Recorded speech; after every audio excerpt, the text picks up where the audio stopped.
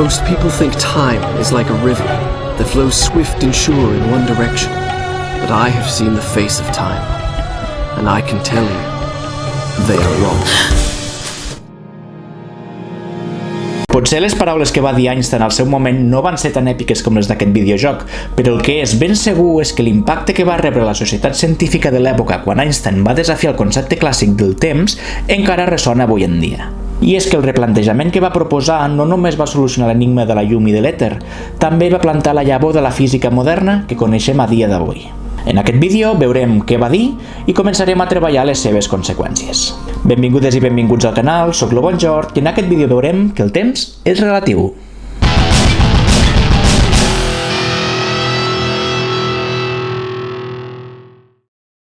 Tal com vam veure als darrers capítols, durant el segle XIX s'estava buscant un medi anomenat èter per donar resposta a l'enigma de com es propagava la llum. Existien les hipòtesis de l'èter arrossegat i de l'èter estàtic, però el fenomen de l'aberració estel·lar i els resultats negatius de l'experiment de Michelson-Morley contradeien aquestes hipòtesis i semblava que no hi havia una manera de detectar-lo ni cap consens sobre quin comportament havia de tenir. En aquest punt, però, us podríeu preguntar: tan important era que la llum es propagués en un medi? No es podia acceptar, com fem a dia d'avui, que la llum es pogués propagar sense cap medi? I realment no es podia contemplar, però no era per la falta de medi, sinó pel fet que les equacions electromagnètiques, i consegüentment les equacions de la llum com a ona electromagnètica, semblaven no ser invariants sota transformacions de Galileu. I què són aquestes transformacions? Doncs anem a veure què són i per què és important que les equacions físiques siguin invariants sota aquestes transformacions.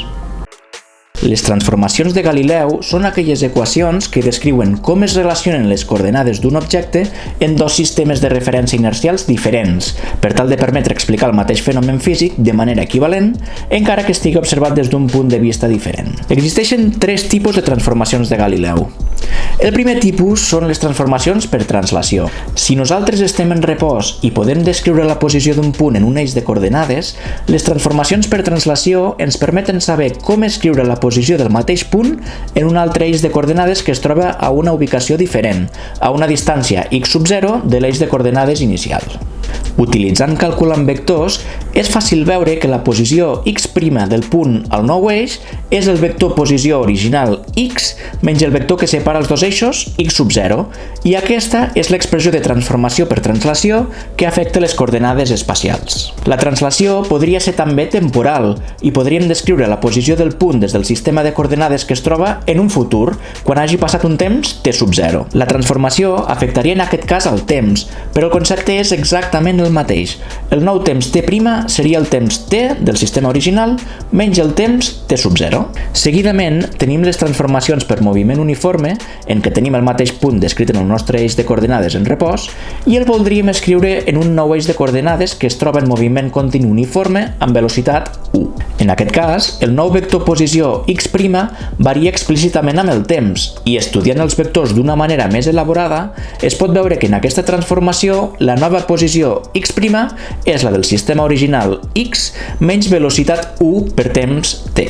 I, finalment, existeix la transformació per rotació, que ens descriu el mateix punt que l'original, però des d'un sistema de coordenades rotat, per exemple, rotant l'eix de coordenades respecte a l'eix y. La posició x' en el nou eix rotat és l'original multiplicada per una matriu de rotació r. Aquestes transformacions són acumulables i seqüenciables. Podem reescriure les coordenades d'un sistema en repòs en un nou sistema, per exemple, rotat en l'eix de les z en moviment continu i a certa distància x sub 0. Però la clau és que la física descrita en tots els sistemes que es relacionin amb aquestes transformacions serà sempre la mateixa. I, a més, parteixen d'una premissa crucial. El temps és una quantitat universal, és a dir, flueix de la mateixa manera en tots els sistemes de referència i tots aquells fenòmens que passen alhora en un sistema també han de passar simultàniament en qualsevol altre sistema de referència. Havent vist els diferents tipus de transformacions, anem a veure un exemple pràctic per veure com es poden aplicar. Imagineu que esteu asseguts esperant el vostre tren de l'Enfe, que, com és habitual, ve amb molt de retard, en una estació molt maca rodejada d'arbres i amb el solet per allà al fons. Davant vostre, una mica més enllà de les vies, passa un cotxe avançant cap a la vostra dreta. Mentre desitgeu haver decidit agafar el cotxe en lloc d'esperar el tren, us fixeu que podeu dibuixar mentalment un eix de coordenades i descriure la posició del cotxe a mesura que aquest avança. Com que la seva posició varia amb el temps, la posició es pot escriure com una funció x de t, la velocitat que porta com la derivada de la posició respecte del temps i l'acceleració a la que està sotmès com la segona derivada de la posició respecte del temps. Aleshores, us pregunteu, com descriuríem el moviment d'aquest cotxe des de la finestra del tren si aquest últim hagués arribat a l'hora? Com que el tren és més ràpid que el cotxe, des del tren hauríem de veure que el cotxe recula, oi?, en lloc d'avançar? O podran reflectir les noves coordenades descrites sota transformacions de Galileu? Doncs aquest és un cas de transformació de Galileu amb moviment uniforme en l'eix de les X i de translació. Si estiguéssim dins del tren, estaríem sobre les vies a una posició més avançada que inicialment i a més en moviment cap a la dreta, amb certa velocitat del tren u que considerarem constant. Des de la finestra del tren podríem dibuixar el mateix eix de coordenades que abans i descriure la posició del cotxe en tot moment. I com hem dit abans, en anar el tren més ràpid que el cotxe, des del nostre punt de vista en repòs dins del tren, el cotxe s'hauria de veure reculant cap a l'esquerra, encara que aquest vagi avançant els arbres que es creui. Utilitzant les transformacions de Galileu, fent translació primer i llavors moviment uniforme, la nova posició x' s'escriu com la posició original x de t menys x sub 0, que hem necessitat per pujar-nos sobre les vies, menys la velocitat constant u pel temps t, degut al moviment uniforme del tren.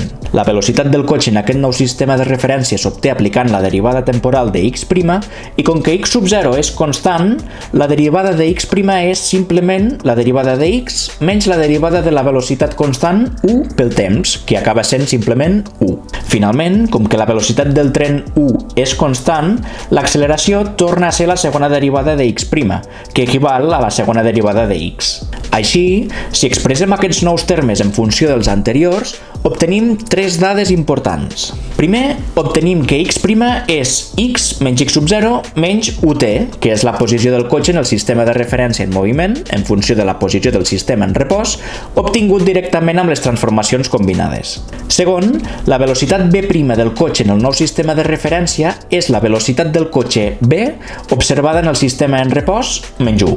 Així, si u, que és la velocitat del tren, és més gran que la velocitat b del cotxe que hem observat inicialment en repòs, la velocitat del cotxe b' serà negativa al nou sistema de referència en moviment, així que ens descriu correctament el moviment del cotxe dins del tren, que, des del nostre punt de vista, hauria de recular cap a l'esquerra. I tercer, l'acceleració en el nou sistema de referència en moviment és igual a l'acceleració del sistema de referència que es troba en repòs. I aquest darrer punt potser és el més important, perquè si les acceleracions són equivalents, també ho són quan les multipliquem per la massa del cotxe. I com que massa per acceleració és la suma de forces donada per la segona llei de Newton, aquesta llei i també les altres lleis de la mecànica per extensió es conserven en ambdós sistemes de referència. La invariància de la física sota transformacions de Galileu ens garanteix, doncs, que tot fenomen físic sigui el mateix independentment del sistema de referència utilitzat. I justament aquest és el problema amb l'electromagnetisme amb les equacions de Maxwell, que, malgrat el seu èxit empíric, no són invariants sota transformacions de Galileu. Anem a veure-ho explícitament. Les equacions de Maxwell, que ja vam mencionar al primer capítol de relativitat especial, són les quatre equacions amb les que es poden explicar tots els fenòmens electromagnètics. A més, combinant les equacions, es pot arribar a obtenir les equacions d'ona electromagnètica com la llum i totes descriuen la fenomenologia electromagnètica amb una precisió elevadíssima. Aleshores, què passa si apliquem les transformacions de Galileu per un sistema de referència en moviment uniforme? Les versions electromagnètiques de les transformacions de Galileu són lleugerament diferents i no hi entrarem, però aplicant-les es pot veure fàcilment què passa. I passa que totes les equacions, incloses les de les ones electromagnètiques, canvien completament de forma.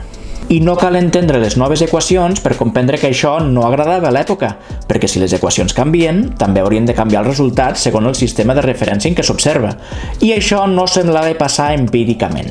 En particular, les equacions d'ona transformades prediuen una velocitat de propagació de l'ona electromagnètica superior a la velocitat de la llum C, però això no s'havia aconseguit mesurar en cap experiment. Aleshores, es creia que hi havia dues possibilitats. O les equacions de Maxwell eren incorrectes o existia un sistema de referència privilegiat en el que es complien les equacions de Maxwell amb la particular característica que la llum en el buit viatja sempre a una velocitat c. Aquest sistema privilegiat venia dictaminat per un medi anomenat èter, que ja us deu sonar, i que calia trobar per poder explicar l'èxit descomunal de la teoria electromagnètica. I, malgrat tots els esforços, l'èter en totes les seves variants no apareixia en cap dels experiments realitzats i, per tant, no s'aconseguia confirmar aquest sistema de referència privilegiat. Més o menys en aquest punt va ser quan Einstein va dir que aquesta idea calia donar-li una volta. Particularment, deia que no tenia sentit l'existència d'un sistema de referència preferent, que la física havia de ser la mateixa en tots els sistemes de referència inercials, que l'existència o no existència de l'èter era irrellevant per validar l'èxit de la teoria electromagnètica i que potser el que calia era considerar que la llum en el buit pogués viatjar en la mateixa velocitat c en tots els sistemes de referència. Amb això va anunciar dos postulats. La física és la mateixa en tots els sistemes de referència inercials i la velocitat de la llum és una constant universal c. I això, naturalment, trencava tots els esquemes coneguts. Els científics de l'època es plantejarien el següent. Suposem que tenim una mateixa situació observada des de diferents sistemes de referència, l'observació d'un raig de llum que viatja cap a la dreta.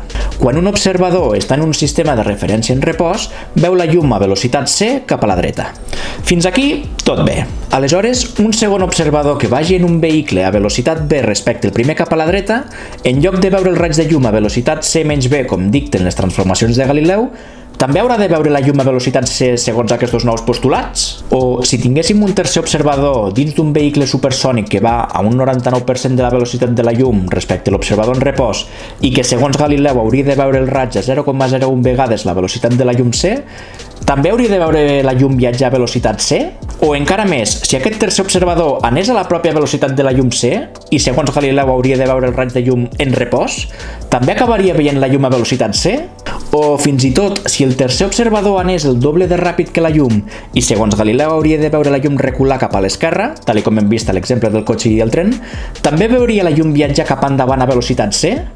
Tot això trenca tota la lògica coneguda. No hi ha manera que la física sigui la mateixa en qualsevol sistema de referència considerant tot això. I aquí és on Einstein diria que aquests arguments ja no són correctes, perquè ja no es podia entendre la física de la manera que s'havia fet sempre, i perquè hi ha elements fonamentals, com l'espai, el temps o les velocitats, que ja no es comporten igual. I de tots aquests elements, Einstein va voler destacar l'impacte d'aquests postulats en el concepte del temps, que calia interpretar-lo diferentment. I per fer-ho, va proposar un experiment teòric que treballa la simultaneïtat i que esdevindria històric. Anem a veure'l. Imaginem que tenim una vara de mesura de longitud L en el nostre sistema de referència en repòs. Als extrems A i B de la vara hi tenim dos rellotges, cadascun marcant el temps T sub A i T sub B respectivament, i els tenim sincronitzats. I què significa tenir-los sincronitzats? No significa que els rellotges hagin de marcar el mateix temps, sinó que la diferència de temps dels rellotges es mantingui constant en tot moment. I el que va proposar Einstein és que si un raig de llum conceptual sortís del rellotge A al rellotge B i tornés, el temps T sub B menys T sub A que trigaria la llum en anar de A a B hauria de ser el mateix que el temps T sub A' menys T sub B en tornar de B a A, on T sub A' és el temps que marca el rellotge A quan el raig torna i per tant és posterior a T sub A. Llavors, anem a comprovar-ho. Què veuríem en el sistema de referència en què la vara està en repòs? Doncs només hem de treballar l'expressió en què la velocitat és la distància en què viatja la llum sobre el temps que ha trigat. En anar de A a B, el feix de llum viatja una distància L, triga un temps T sub B menys T sub A i viatja a una velocitat c, de manera que si tenim que la velocitat és igual al desplaçament sobre el temps, tenim llavors que c és igual a L sobre T sub B menys T sub A, o, aïllant els temps, T sub B menys T sub A és igual a L sobre c. I de la mateixa manera, quan el feix de llum torna, viatja a una distància menys L, que és negatiu perquè va en direcció contrària de l'anterior, triga T sub A' menys T sub B i va a una velocitat menys c, també negatiu perquè va en direcció contrària. Aïllant els temps, veiem que T sub A' menys T sub B també és L sobre c, i és el que esperàvem si els rellotges estaven sincronitzats. Com seria, doncs, aquest fenomen si el descrivim des d'un sistema de referència en moviment amb velocitat u cap a la dreta? Aquesta també seria la mateixa situació que el cotxe i el tren que ja hem tractat, i des d'aquest sistema de referència nosaltres ens veuríem en repòs i la vara viatjaria cap a l'esquerra amb velocitat u, igual que el cotxe reculant. Aleshores, el feix de llum que va de A a B recorreria la distància L de la vara menys la distància que ha viatjat la vara en aquest temps, és a dir, u multiplicat per t sub b menys t sub a. El temps és t sub b menys t sub a, i alhora la velocitat de la llum en el sistema en moviment seria, segons la composició de velocitats clàssica o les transformacions de Galileu, c menys u. Treballant, doncs, la mateixa expressió, tenim que c menys u és L menys u multiplicat per t sub b menys t sub a sobre t sub b menys t sub a. I si treballem una mica l'expressió per aïllar t sub b menys t sub a, veiem que els termes proporcionals a 1 se'ns cancel·len i tornem a obtenir que t sub b menys t sub a és L sobre C. I cal fer exactament igual per la tornada del feix. Quan va de B a A, el feix de llum recorre la distància L de la vara sencera més un tros addicional, que és la distància addicional que s'ha desplaçat la vara durant el temps ta sub' menys t sub b. Així doncs, el desplaçament és en negatiu L més 1 multiplicat per t sub a' menys t sub b, el temps és t sub a' menys t sub b, i la velocitat és en aquest cas c més 1, també en signe negatiu perquè va en sentit contrari. I quan ho posem tot a l'expressió i aïllem t sub a' menys t sub b, tornem a obtenir el mateix resultat que abans.